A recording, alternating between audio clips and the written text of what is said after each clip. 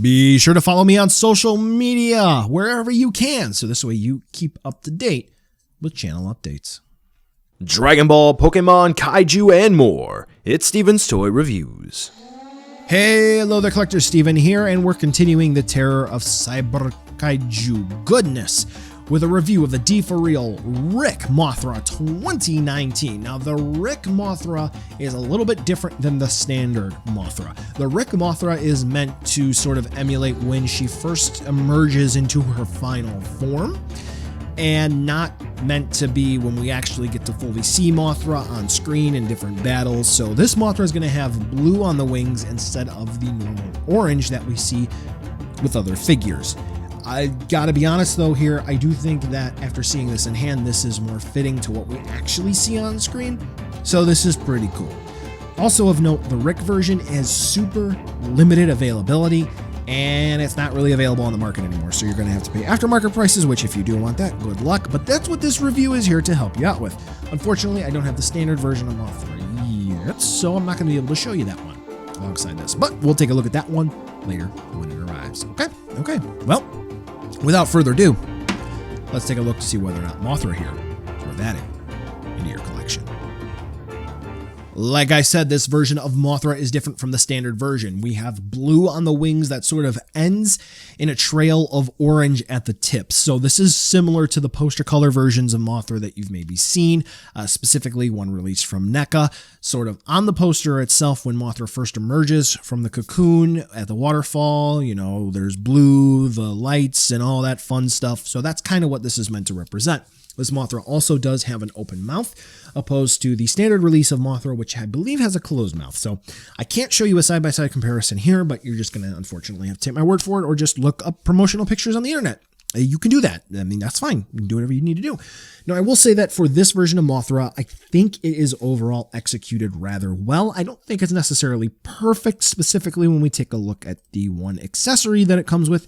If you even want to really call it an accessory, it's more of a necessity here. But in terms of the overall application and the sculpt of Mothra, I think it's done rather well.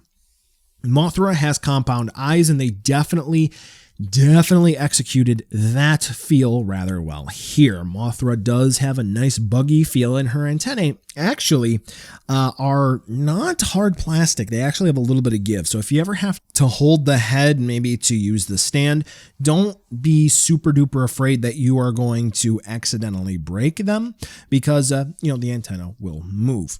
Anyway, taking a close look at the eyes, you can even just see that it is textured, and it's not just a flat appearance. It's not just camera trickery either. It is actually textured, kind of like a basketball. So those compound eyes do look rather great. The fur on Mothra's head and throughout the body has a nice dry brushing effect, which is very, very cool. On the back, though, there are some blue stripes, which are kind of heavy-handed. I feel like those could have been blended in a little better, but c'est la vie.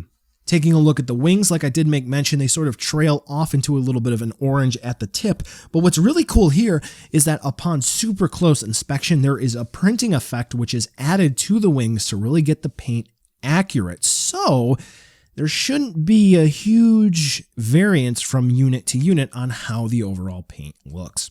Mothra Stinger is out, and I don't know if this is the same on the standard general release, so hey, here's a good picture of it. In regards to the legs, the arms, all of Mothra's buggy goodness, they are made of a harder plastic, and we'll talk about this in a second, and they may be easy to snap off, so do keep that in mind, but they all look very nice, and they all have applicable paint application, which is executed rather well. So in terms of looks, Mothra here is very nice, and if you have to pick one over the other, yeah, I'm going to have to say that the Rick version does appear to be better now that I have it in hand. Now, in regards to accessories, or in this case, necessities, Mothra does come with a support stand, which is going to be a little oval base that's blue. It says Mothra 2019. Not really the most attractive looking base, but it gets the job done, similar to Rodan. Now, Mothra has a little metal pole that has a sculpted piece that is meant to go between the arms on her body and her abdomen.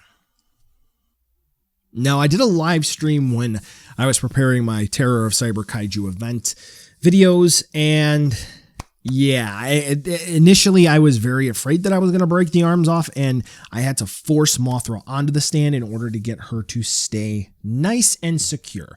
So if you're one of those people who doesn't like to force things and you're not comfortable with that, this is going to be a nightmare for you. So just be careful. Now we'll go ahead on to a size comparison where I do have to say here Mothra is a little too big in order to be size and scale accurate, but to be honest, it's a Deforeal. It's not meant to be accurate by any stretch of the means.